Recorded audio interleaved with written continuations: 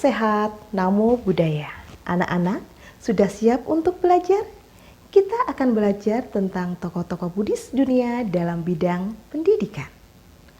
Tujuan pembelajaran ini adalah peserta didik mampu memahami sikap pendukung agama Buddha, pelaku sejarah Buddhis lokal, nasional, dan dunia masa kini.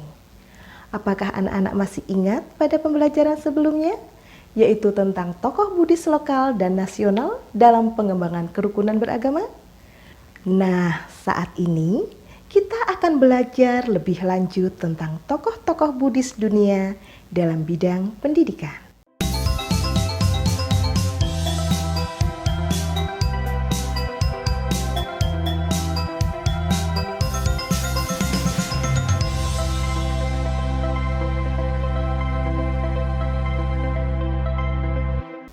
Apakah anak-anak tahu siapa saja tokoh Buddhis dunia yang berperan dalam bidang pendidikan? Mari kita bahas satu persatu siapa saja tokoh Buddhis dunia tersebut. Bersama saya, Ibu Eti Mulatsi. Pertama adalah Bhikkhu Sangharaksita. Bhikkhu Sangharaksita adalah seorang bhikkhu Theravada dari Inggris yang lahir pada tahun 1925 dengan nama kecil beliau Dennis Philip Edward Lingworth. Beliau yang mendirikan Western Buddhist Order pada tahun 1967. Selain sebagai pendiri, beliau juga seorang penulis yang produktif dan pembicara yang ulung.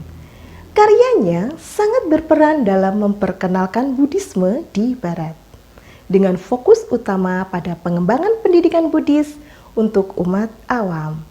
Beliau juga mendirikan banyak pusat studi Buddha di berbagai belahan dunia.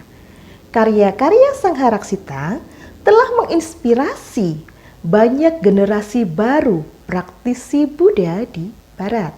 Nah, anak-anak, sikap yang patut kita teladani dari beliau adalah komitmennya pada kesederhanaan, welas asih, dan kebijaksanaan. Melalui ajarannya, beliau menunjukkan bahwa pendidikan spiritual adalah kunci penting dalam pengembangan diri dan masyarakat. Yang kedua adalah Bhikkhu Buddhadasa. Bhikkhu Buddhadasa adalah seorang bhikkhu Theravada dari Thailand yang dianggap sebagai salah satu pemikir Buddhis yang paling berpengaruh di abad ke-20. Selain sebagai penyair dan penulis, beliau juga seorang pembicara yang ulung yang karyanya telah membantu mempopulerkan Buddhisme baik di Thailand maupun di seluruh dunia. Kontribusi utama Bhikkhu Buddhadasa dalam pengembangan pendidikan adalah penekanannya pada pentingnya pendidikan moral dan spiritual. Beliau mendirikan banyak sekolah dan pusat pelatihan di Thailand yang telah menginspirasi reformasi pendidikan di seluruh Asia Tenggara. Sikap yang perlu kita teladani dari Bhikkhu Buddhadasa adalah komitmennya pada kesederhanaan, welas asih, dan kebijaksanaan. Beliau adalah teladan bagi para praktisi Buddha di seluruh dunia, dan karyanya akan terus menginspirasi generasi mendatang. Ketiga, Fen Master Hsing Yun Fen. Master Hsing Yun adalah seorang bhikkhu Mahayana dari Taiwan dan pendiri Buddha Light Mountain, salah satu organisasi Buddhis terbesar di dunia. Beliau adalah penulis yang produktif dan pembicara yang ulung, dengan karya-karyanya yang berkontribusi signifikan dalam menyebarkan Buddhisme ke seluruh dunia. Kontribusi utama Fen Master Hsing Yun dalam bidang pendidikan adalah pendirian banyak sekolah dan universitas Buddha di berbagai belahan dunia. Selain itu, beliau juga mendirikan berbagai program pendidikan dan pelatihan untuk umat awam. Dan sikap yang perlu kita teladani dari Fen Master Hsing Yun adalah komitmennya pada welas asih, pendidikan, dan pelayanan. Beliau lahir pada tanggal 19 Agustus 1927 di Jiangsu, Tiongkok, dengan nama Li Kuan Sheng dan merupakan anak ketiga dari keempat bersaudara. Ibunya adalah seorang penganut Buddha yang menginspirasi perjalanan spiritualnya. Fen Hsing-yun meninggal pada 5 Februari 2023 di usia 95 tahun.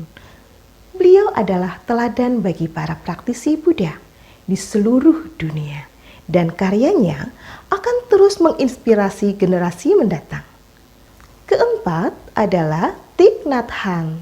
Thich Nhat Hanh lahir pada 11 Oktober 1926 di Vietnam dan merupakan seorang biku Zen, penulis, penyair, dan aktivis hak asasi manusia. Ia tinggal di Biara Plunvillain di Prancis dan meninggal pada tanggal 22 Januari 2022 di usia yang ke-95 tahun. Sebagai salah satu guru spiritual yang paling berpengaruh, Thich Nhat Hanh dikenal sebagai karyanya yang memperkenalkan Buddhisme ke Barat dengan penekanan pada mindfulness dan meditasi dalam pendidikan. Beliau mendirikan banyak pusat retret dan program pelatihan di seluruh dunia, menginspirasi generasi baru praktisi mindfulness.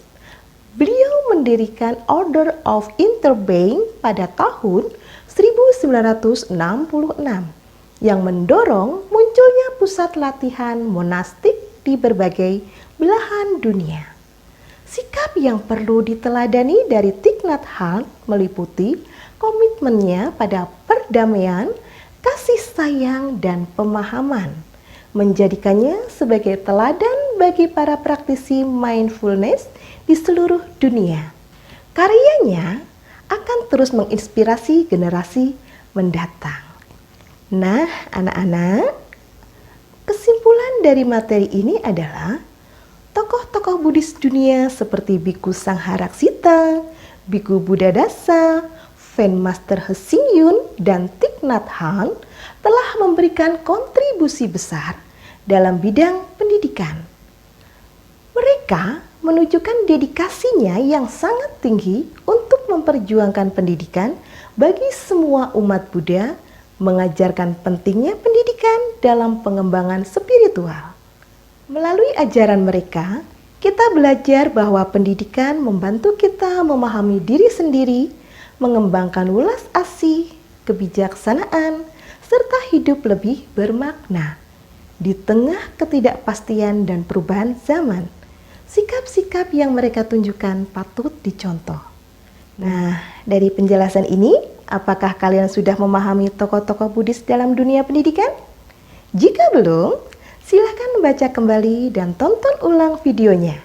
Setelah itu, kerjakan aktivitas latihan dan penilaian. Jika sudah selesai, silakan membaca dan menonton video pembelajaran berikutnya. Sabe Sata Bawantu Sugitata, semoga semua makhluk hidup berbahagia.